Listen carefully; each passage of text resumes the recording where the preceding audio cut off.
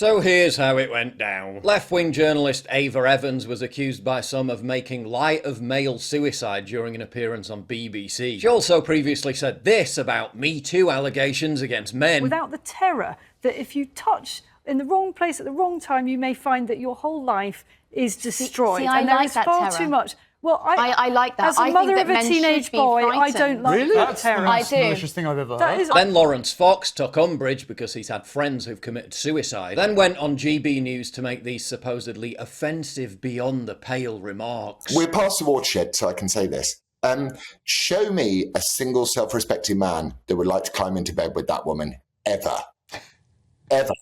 Who wasn't an incel, who wasn't a cucked little incel. That little woman has been fed, spoon-fed oppression day after day after day after day, starting with the lie of the gender wage gap. And she sat there and I'm going like, if I met you in a bar and that was like sentence 3, chances of me just walking away are just huge. We need powerful, strong, amazing women who make great points for themselves. We don't need these sort of feminist 4.0. They're pathetic and embarrassing. Who'd want to shag that? That was it. That was all that was necessary for the legacy media and the establishment to explode with feigned outrage. Lawrence Fox saying he wouldn't want to shag Ava Evans. Who'd want to shag that? A horrendous misogynistic attack. Apart from when Ava Evans says virtually the exact same thing repeatedly about men. It's okay when she does it. It's also okay when she jokes about men being a virus. Evans was apparently sickened by Fox's comments, but then just a few hours later made a miraculous recovery to sardonically celebrate it all while getting drunk in a pub. By this time, the full force of the censorship industrial complex had swung into action. GB News and a bunch of their presenters stupidly apologised, thinking that saying sorry to people who hate you and want you eliminated completely from public life is going to achieve anything other than emboldening them. Former Prime Minister Gordon Brown called for Ofcom to go after new broadcasters, i.e. any that challenge the establishment. I think we've got to look very carefully at GB News and all these broadcaster companies that are emerging, because we've got a far wider range of broadcasters and the system of regulation is not good enough to cope with it.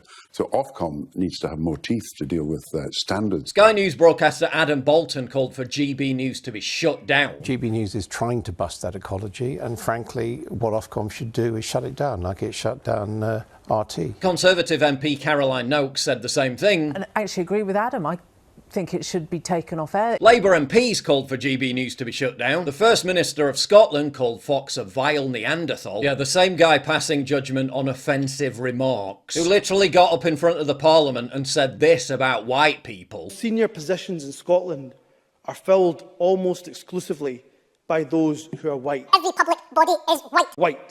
White. Jolyon Rubinstein even laughably claimed Fox had put Evans' life in danger by joking about not wanting to shag her. What? I'll tell you the real reason behind all this contrived outrage after this. Can you believe I'm 40 years old? Where did all the years go? A horrifying thought, but not quite as horrifying as if I actually looked 40 years old. I was getting my hair cut the other day and the guy said late 20s. I'll take it. You want to know my secret? Well, it's not rocket science. It's called moisturising your face on a regular basis with a good product. Which brings me to Tiege Hanley. No doubt like me, you were constantly flipping between different skincare products. Different brands for different parts of your face. Well, simplify everything by using the Tiege Hanley Skincare System Routine. Face wash in the morning. Wash. Really refreshing. Wakes up your face like a strong cup of coffee. Super Serum. Boom. Locks in that good moisture. Eye Cream. Wash. Totally smooth. Doesn't irritate. No sting whatsoever. AM Moisturiser. Boom. Eliminates any tightness, dryness, and you get that SPF 20 layer of sun protection. Then repeat at night, but with the PM moisturiser. Wash. To keep your skin hydrated as you sleep. Then exfoliate or scrub twice a week with the...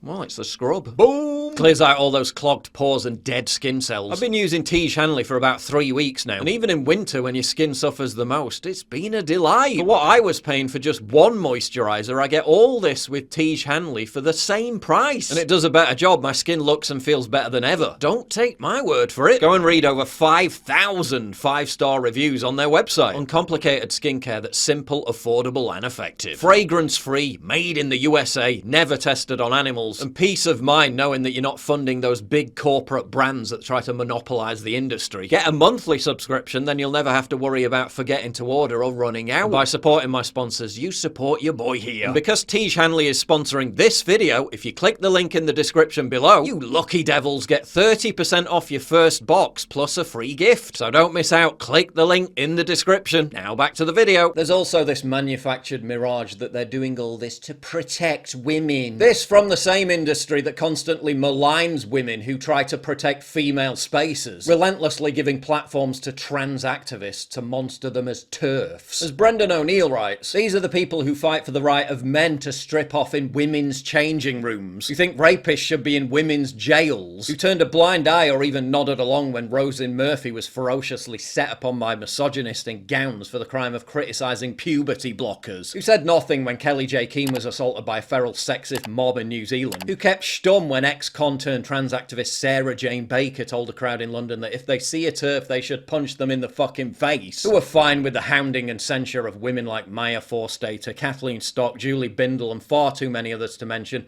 all for the wrong think of believing sex is real. Oh yeah, but they really care about women. This is all happening in the context of GB News beginning to beat both the BBC and Sky News in the ratings. From O'Neill's article again, the pile-on isn't really about Lawrence Fox or Ava Evans or sexism, it's about the virtual left's burning hate for GB News, their prim horror that there exists a news channel that thinks differently to them, their staggeringly entitled belief that they should never have to see unwoke commentary on TV. The Fox scandal is a Trojan horse for the long-standing urge of middle-class authoritarians to take GB News down. That's it. That's what it's all about. The reason every single GB News controversy is hysterically inflated by the mob is because they want to take GB News off the air. No even mildly dissenting platform can be tolerated. It's as simple as that. They've been trying to get GB News cancelled ever since it began. They never shut up about GB News. Now they've finally found something they can whip up enough contrived pearl clutching over, and it's open season. So let me get this straight. The BBC protected Jimmy Savile and other numerous wrong-uns for decades. They have guests on their shows who joke about killing white people. When we say we want to kill Whitey, we don't really mean we want to kill Whitey, we do.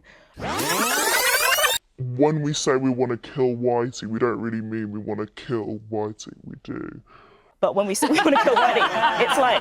There were never any calls to shut them down for that. Channel 4 just had a primetime TV show, wherein the host encouraged people to commit crimes to further his political cause. It's time to make up my own mind and decide if I think it's time to break the law. They haven't been listening to us, the climate activists. If you're an activist that's already made a decision that, yes, you're going to break the law, then you'll have my support.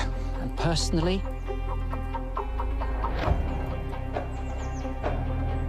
I think I've reached a point where I now consider it the ethically responsible thing to do. Never any calls to shut down Channel 4, but Lawrence Fox says some hurty words and that's it. Shut GB News down now. Shut it down. You're all just blatantly feigning outrage over some mildly offensive comments. Comments that almost identical in nature were made by the target of these comments. Not because you're truly beset with concern about misogyny or hatred, but because you want the competition silenced. It's naked control freak tyranny. And you have the gall to grandstand like you have the moral high ground when you do it. You don't.